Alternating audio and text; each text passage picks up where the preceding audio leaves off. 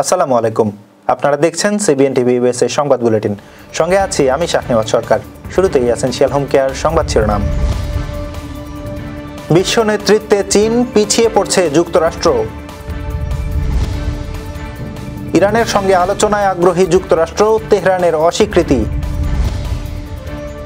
চলতি সপ্তাহে গাজায় যুদ্ধবিরতির বিষয়ে আশাবাদী ট্রাম্প। টেক্সাসে বন্যায় শতাধিক মৃত্যু, নিখোঁজ অসংখ্য। এবং ইলন মাস্ক শীর্ষ ধনী, শীর্ষ 10-এও নেই বিল গেটস। দর্শক, শুনছিলেন এসেনশিয়াল হোম কেয়ার সংবাদ শিরোনাম। এবার বিস্তারিত। যুক্তরাষ্ট্রের আমেরিকা ফার্স্ট নীতির ফলে দেশটি ধীরে ধীরে বিশ্ব নেতৃত্ব হারাচ্ছে বলে মত দিয়েছেন বিশ্লেষকরা। ট্রাম্প প্রশাসনের একক সিদ্ধান্ত ও বৈশ্বিক কূটনীতি থেকে সরে আসার কারণে তৈরি হয়েছে এই শূন্যতা। এই সুযোগ কাজে লাগাচ্ছে চীন। সম্প্রতি তারা সমন্বিত জাতীয় নিরাপত্তা ধারণা তুলে ধরে নিজেদের রাজনৈতিক নেতৃত্বকেই নিরাপত্তার মূল ভিত্তি বলেছে। বিশ্বে স্থিতিশীল শক্তি হিসেবে চীন নিজেকে প্রতিষ্ঠিত করতে চাইছে। এদিকে চীন ইতিমধ্যে গ্লোবাল সিকিউরিটি ইনিশিয়েটিভ ও বেল্ট অ্যান্ড রোড ইনিশিয়েটিভ সহ নানা প্রকল্পের মাধ্যমে শতাধিক দেশের সমর্থন পেয়েছে। তারা উন্নয়নশীল দেশগুলোতে বিনিয়োগ ও সহযোগিতা বাড়াচ্ছে। তবে চীনের এই নেতৃত্ব প্রশ্নবিদ্ধ হচ্ছে দক্ষিণ চীন সাগরে আগ্রাসী অবস্থান ও তাইওয়ান ইস্যুতে শক্তি ব্যবহারের হুমকির কারণে। অনেকের মতে যুক্তরাষ্ট্রের পিছু হটার পথেই চীনের নেতৃত্ব প্রতিষ্ঠার সম্ভাবনা জোরদার হচ্ছে। যুক্তরাষ্ট্রের সঙ্গে পরমাণু ইস্যুতে আলোচনায় বসতে ইরান অনুরোধ করেছে। মার্কিন প্রেসিডেন্ট ডোনাল্ড ট্রাম্পের এমন দাবিকে প্রত্যাখ্যান করেছে তেহরান। দেশটির পররাষ্ট্র মন্ত্রণালয়ের মুখপাত্র ইসমাইল বাকাই বলেন, আমাদের পক্ষ থেকে যুক্তরাষ্ট্রের সঙ্গে বৈঠকের কোনো অনুরোধ করা হয়নি। তবে ইরানের উপপররাষ্ট্রমন্ত্রী সাইদ খাতিবজাদে জানান, যুক্তরাষ্ট্রই সম্প্রতি তেহরানের কাছে বার্তা পাঠিয়ে আলোচনায় ফিরতে আগ্রহ দেখিয়েছে। এর আগে হোয়াইট হাউসে ইসরায়েলের প্রধানমন্ত্রীর সঙ্গে নৈশভোজে ট্রাম্প দাবি করেন, গত মাসে ইসরায়েলের সঙ্গে 12 দিনের যুদ্ধে ইরান পরাজিত হওয়ার পর তারা একটি নতুন পরমাণু চুক্তির জন্য আলোচনায় বসতে চায়। যদিও তেহরান বলছে, যুক্তরাষ্ট্রের পক্ষ থেকে কূটনৈতিক বার্তা এলেও ইরানের জাতীয় সার্বভৌমত্ব লঙ্ঘনের দায়ে ক্ষমার অযোগ্য।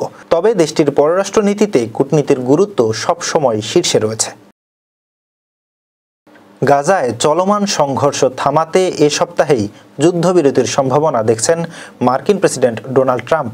সোমবার ও মঙ্গলবার টানা দুবার ইসরায়েলের প্রধানমন্ত্রী বেনিয়ামিন নেতানিয়াহুর সঙ্গে বৈঠক করেছেন তিনি।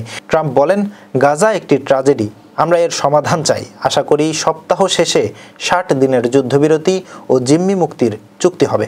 তবে হামলা অব্যাহত রয়েছে। মঙ্গলবার গাজার এক শরণার্থী শিবিরে ইসরায়েলি হামলায় বেশ কয়েকজন নিহত হন। এদিকে জয়তুন হাসপাতালও বন্ধ হয়ে গেছে। পশ্চিম তীরে বাড়ছে সংঘর্ষ ও দখলদারিত্ব। যুক্তরাষ্ট্রের টেক্সাসে ভয়াবহ আকস্মিক বন্যায় মৃতের সংখ্যা বেড়ে 109 জনে পৌঁছেছে। সবচেয়ে বেশি ক্ষয়ক্ষতি হয়েছে কের কাউন্টিতে, যেখানে 94 জনের প্রাণ গেছে। এছাড়াও এখনও কমপক্ষে 161 জন নিখোঁজ রয়েছেন। গভর্নর গ্রেগ অ্যাবট জানিয়েছেন, বন্যায় নিখোঁজদের সন্ধানে তীব্র অনুসন্ধান ও উদ্ধার কাজ অব্যাহত রয়েছে। গত 4 জুলাইয়ের ছুটির দিনে ভারী বৃষ্টিপাতের কারণে গুয়াদালুপ নদীর পানি হঠাৎ বৃদ্ধি পেয়ে আকস্মিক এ বন্যার সৃষ্টি হয়। নিখোঁজদের মধ্যে একটি খ্রিস্টান মেয়েদের সামার ক্যাম্পের সদস্যরাও রয়েছেন। উদ্ধার কাজে 250 জনের বেশি জরুরি কর্মী ও 13টি ব্ল্যাক হক হেলিকপ্টার কাজ করছে। এছাড়া রিপার ড্রোন ব্যবহার করে উদ্ধার তৎপরতা চালানো হচ্ছে। ন্যাশনাল গার্ডের জেনারেল থমাস সুয়েলজার বলেন, প্রত্যেক নিখোঁজ ব্যক্তির সন্ধান না পাওয়া পর্যন্ত উদ্ধার অভিযান চলবে। পার্শ্ববর্তী নিউ মেক্সিকোতেও আকস্মিক বন্যায় 3 জনের মৃত্যু হয়েছে। বিশ্বের শীর্ষ ধনীর তালিকায় আবারও প্রথম স্থানে উঠে এসেছেন টেসলা ও টুইটারের সিইও ইলন মাস্ক। তার মোট সম্পদ দাঁড়িয়েছে 36,100 কোটি মার্কিন ডলার। সম্প্রতি ব্লুমবার্গ বিলিয়নিয়ার্স ইন্ডেক্সে প্রকাশিত তালিকায় এই তথ্য জানানো হয়। অন্যদিকে মাইক্রোসফটের সহ প্রতিষ্ঠাতা বিল গেটস এবারের তালিকায় শীর্ষ 10 থেকে ছিটকে পড়েছেন। তার নিট সম্পদ কমে দাঁড়িয়েছে 12,400 কোটি ডলারে। বড় অঙ্কের দান করার কারণেই তিনি পিছিয়ে পড়েছেন বলে উল্লেখ করা হয়েছে। আগের তালিকায় তার অবস্থান ছিল 5ম, বর্তমানে তিনি রয়েছেন 12তম স্থানে। বিল গেটস ইতোমধ্যে ঘোষণা দিয়েছেন, আগামী 2 দশকের মধ্যে নিজের প্রায় সমস্ত সম্পদ গেটস ফাউন্ডেশনের মাধ্যমে দান করে দেবেন। এবার কর্ণফুলী ইনকাম ট্যাক্স সংবাদ শিরোনাম। শেখ হাসিনার সাথে আওয়ামী লীগেরও বিচার চাইলেন মির্জা ফখরুল। তিন নদীর বাঁধ ভেঙে পানির নিচে ফেনী। বকেয়া বেতনের দাবিতে শ্রম ভবন ঘেরাও। রাঙামাটিতে ভারী বর্ষণে সড়ক তলিয়ে যোগাযোগ বিচ্ছিন্ন। এবং চট্টগ্রামে ভারী বৃষ্টিতে দুর্ভোগ, পাহাড় ধসের শঙ্কা। দর্শক, আবারও স্বাগতম সিবিএন টিভি ইউএসএ সংবাদ বুলেটিনে। শুনছিলেন কর্ণফুলী ইনকাম ট্যাক্স সংবাদ শিরোনাম, এবার বিস্তারিত। গণহত্যার জন্য শুধু শেখ হাসিনা নয়, দলীয়ভাবে আওয়ামী লীগেরও বিচার হওয়া উচিত বলে মনে করছেন বিএনপি মহাসচিব মির্জা ফখরুল ইসলাম আলমগীর। বুধবার রাজধানীর নিউরোসায়েন্স হাসপাতালে চিকিৎসাধীন বিএনপি নেতা আব্দুল কুদ্দুসকে দেখে গণমাধ্যমের কাছে তিনি এসব কথা বলেন। মির্জা ফখরুল বলেন, শেখ হাসিনা ও আওয়ামী লীগের সবচেয়ে বেশি রোষানলের শিকার হয়েছে বিএনপি, আর সবশেষ গণহত্যার সঙ্গে সরাসরি জড়িত ছিলেন শেখ হাসিনা। নির্বাচন আর সংস্কার কখনো সাংঘর্ষিক নয় দাবি করে বিএনপি মহাসচিব বলেন, দেশের জনগণ নির্বাচন চায়। সেই সঙ্গে যারাই নির্বাচন পেছানোর কথা বলছেন তাদের আরও ভেবে দেখার আহ্বান জানান তিনি। এ সময় সব রাজনৈতিক দলকে ঐক্যবদ্ধ থাকারও আহ্বান জানান বিএনপি মহাসচিব। ফেনীতে ভারী বৃষ্টিপাত ও ভারতের উজানের পানিতে মুহুরী, কহুয়া ও শিলনিয়া নদীর বন্যা নিয়ন্ত্রণ বাঁধের 14টি স্থান ভেঙে ফুলগাজী ও পরশুরাম উপজেলার লোকালয়ে পানি প্রবেশ করেছে। এতে অন্তত 30টি গ্রাম প্লাবিত হয়েছে, ভোগান্তিতে পড়েছে হাজারো মানুষ। এছাড়া রাস্তাঘাট ডুবে যাওয়ায় জেলা শহরের সঙ্গে যোগাযোগ বিচ্ছিন্ন হয়ে পড়েছে বিভিন্ন উপজেলার। পরশুরাম ও ফুলগাজী উপজেলা প্রশাসন সূত্রে জানা গেছে, মুহুরী নদীর বন্যা নিয়ন্ত্রণ বাঁধের পরশুরাম উপজেলার জঙ্গলঘোনায় 2টি, অলকায় 3টি, শালধর এলাকায় 1টি ও ফুলগাজী উপজেলার উত্তর শ্রীপুর এলাকায় 1টি স্থানে ভাঙন দেখা দিয়েছে। শিলনিয়া নদীর পরশুরামের গদানগর এলাকায় 1টি ও ফুলগাজী দেরপাড়া এলাকায় 2টি স্থানে ভেঙেছে। এছাড়া কহুয়া নদীর পরশুরাম উপজেলার সাতকুচিয়ায় 2টি, বেড়াবাড়িয়ায় 1টি ও ফুলগাজী উপজেলার দৌলতপুর এলাকায় বন্যা নিয়ন্ত্রণ বাঁধের 1টি স্থানে ভাঙন দেখা দিয়েছে। এতে কয়েক হাজার পরিবার পানিবন্দী হয়ে পড়েছে। জেলা প্রশাসনের তথ্য মতে বন্যার কবলে পড়েছে জেলার 11,500 মানুষ। এদিকে আশ্রয় কেন্দ্রগুলোতে শুকনো খাবার, রান্না করা খাবার ও বিশুদ্ধ পানি নিশ্চিতে প্রয়োজনীয় ব্যবস্থা নেওয়া হয়েছে। 2 মাসের বকেয়া বেতন না দিয়ে কারখানা বন্ধ করায় শ্রম ভবন ঘেরাও করে রেখেছে গাজীপুরের TNZ কারখানার শ্রমিকরা। বুধবার সকালে ঘেরাওয়ের পর প্রধান উপদেষ্টার বাসভবন যমুনা ঘেরাওয়েরও হুঁশিয়ারি দেন তারা। এছাড়া তারা টানা 3 দিন ধরে অবস্থান কর্মসূচি চালিয়ে যাচ্ছেন।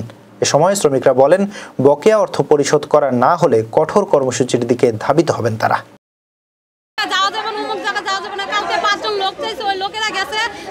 কোনো এলাও করে নাই, তাহলে আমরা কার কাছে যাই যে দাঁড়ায় একটা কথা বলবো, এরকম কোনো লোকও পাইতেছে না। আমার বাসা গাজীপুর। বাড়িওয়ালা বলছে এই মাসে যদি রুম ভাড়া না দাও তাহলে চলে যাও। ওই এলাকা আমাকে TNZ কারো রুম ভাড়া দেয় না। প্রশাসন বলে এই আজকে না হলে কালকে, এরকম করে খালি ডেটের উপরে ডেট দিতে দিতে দিতে 7টা মাস ফেলাইছে। ডেট কি আমাদের পেটে ভাত দিবে না টাকায় ভাত দিবে? ডেট কি আমাদের সন্তানকে লেখাপড়া খরচা দিবে না টাকা দিলে আমাদের সন্তানকে লেখাপড়া করানো যাবে? কোনটা? দেওয়ালের সাথে পিঠ ঠেকে গেছে, আমরা পারবো না। টানা বৃষ্টিপাত ও পাহাড়ি ঢলে প্লাবিত হয়েছে রাঙামাটির লংগদু দীঘিনালা সড়ক। এতে সারা দেশের সঙ্গে লংগদুর সড়ক যোগাযোগ সম্পূর্ণ বিচ্ছিন্ন হয়ে পড়েছে। বুধবার দুপুর থেকে দীঘিনালার হেডকোয়ার্টার এলাকায় সড়ক পানিতে তলিয়ে যাওয়ায় যান চলাচল বন্ধ হয়ে যায়। অতিবৃষ্টিতে মাইনী নদীর পানি বেড়ে লংগদুর লেমুছড়ি, ডাঙ্গাবাজার, দীঘিনালার ছোট মেরুং ও লম্বাছড়ার নিম্নাঞ্চল প্লাবিত হয়েছে। এতে নদী তীরবর্তী কৃষি জমিও তলিয়ে যায়। লংগদু উপজেলা নির্বাহী কর্মকর্তা কফিল উদ্দিন মাহমুদ জানান, ঝুঁকিপূর্ণ এলাকায় বসবাসকারীদের স্থায়ী পুনর্বাসনের পরিকল্পনা রয়েছে এবং প্রশাসন দুর্যোগ মোকাবেলায় প্রস্তুত। তবে সকলকে সতর্ক থাকার আহ্বান জানান তিনি। টানা বর্ষণ অব্যাহত থাকলে পাহাড় ধসের আশঙ্কাও করছেন সংশ্লিষ্টরা। পানির কারণে কষ্ট পেতেছি, বন্যায় আইনি রাস্তা পারতেছি না। আইনের মেরে ভেদ করার পানি হচ্ছে। চট্টগ্রামে টানা বৃষ্টিতে জনজীবনে ভোগান্তি বেড়েছে। বুধবার সকাল 9টা পর্যন্ত 24 ঘন্টায় 85 মিলিমিটার বৃষ্টি রেকর্ড করেছে পতেঙ্গা আবহাওয়া অফিস। আবহাওয়া অধিদপ্তর জানিয়েছে, মৌসুমী বায়ুর সক্রিয়তায় চট্টগ্রাম, খুলনা ও বরিশালে ভারী বৃষ্টি হতে পারে। চট্টগ্রামের পাহাড়ি এলাকায় ধস ও নগর জুড়ে জলাবদ্ধতার আশঙ্কা রয়েছে। নগরীর কাতালগঞ্জ, আগ্রাবাদ, ইপিজেড সহ কিছু নিচু এলাকায় পানি জমার খবর মিলেছে। সমুদ্র বন্দরগুলোকে 3 নম্বর সতর্ক সংকেত দেখাতে বলা হয়েছে। দর্শক, এই ছিল সিবিএন টিভি ইউএস এর সংবাদ বুলেটিনে। শেষ করছি। পরবর্তী বুলেটিন দেখার আমন্ত্রণ জানিয়ে এতক্ষণ সাথে থাকার জন্য ধন্যবাদ সবাইকে।